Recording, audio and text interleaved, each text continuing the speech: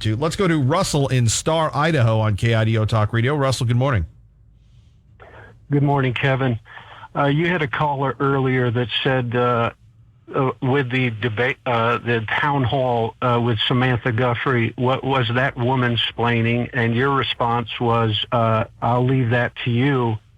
And that was a poignant moment to me because I realize when it comes to the issue of female progressive dominance of our culture, that this is the holy grail of the political correct, don't go there.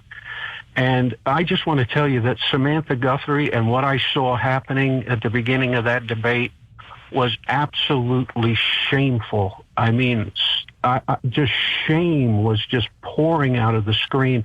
I had my 17-year-old son sitting there watching it with me, and he was begging, please shut it off, shut it off. That's how shameful it was.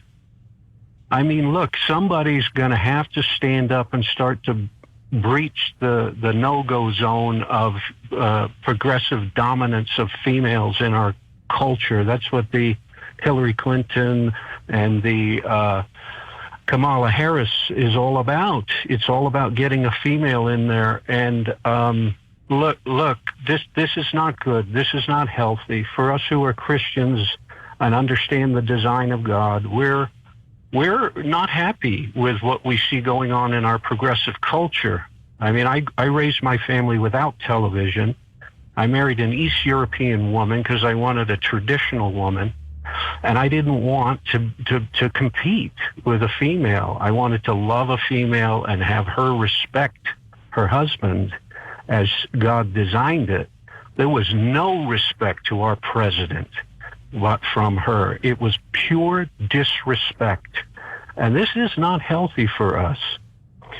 Kevin, that's the subject we're not supposed to talk about. What about Parris Island? I was a Marine who went to Parris Island.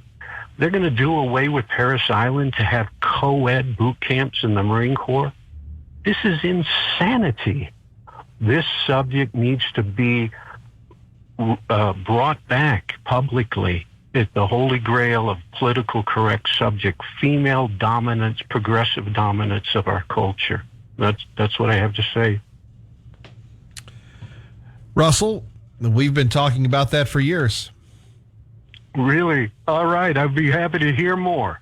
Yeah, the problem, the challenge is that, Russell, if you say that or I say that, then instead of debating the issue on the merits, well, you're a misogynist, you're a sexist.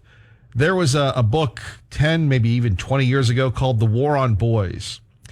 And if you're a young man today, what message are we sending you? And I've talked about this where, popular television shows where the woman is now the alpha. The man is the dope.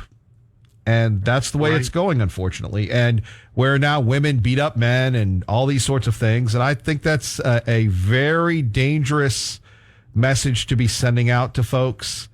I'm all about traditional American values, but the world is changing. I don't agree with it. But you know what? If the president got more vocal with her, look at Kamala Harris, okay? Kamala Harris was rude to the vice president, was this, that, and the other. The vice president treated her like he'd treat anybody. But you can't have this dueling identity where you're an equal, but you better be respectful or you're a sexist. It's a troubling, challenging world that we live in these days to be a man. Man, that is very eloquent what you said. I have heard you mention the subject, but, I think all the men in America, they feel it in the workplace. They see what's happening. A woman is to be loved. She is the jewel of our society. But these women are not loved. And so they go into their careerism and they're daily beating down the males around them. And this is really hurting our society. But thank you, Kevin. Well, thank you for your service, and it saddens me. Let me just say this. It saddens me that now all of a sudden we have females that are in the special forces, Green Berets, and all this stuff, and how many men could get through that? The idea of the lowering of the standards and everything else, and if they're shutting down Parris Island, that's pretty bad. How do you describe that? I can't. Yeah, I agree. Russell, thank you. God bless. Thank you for your service.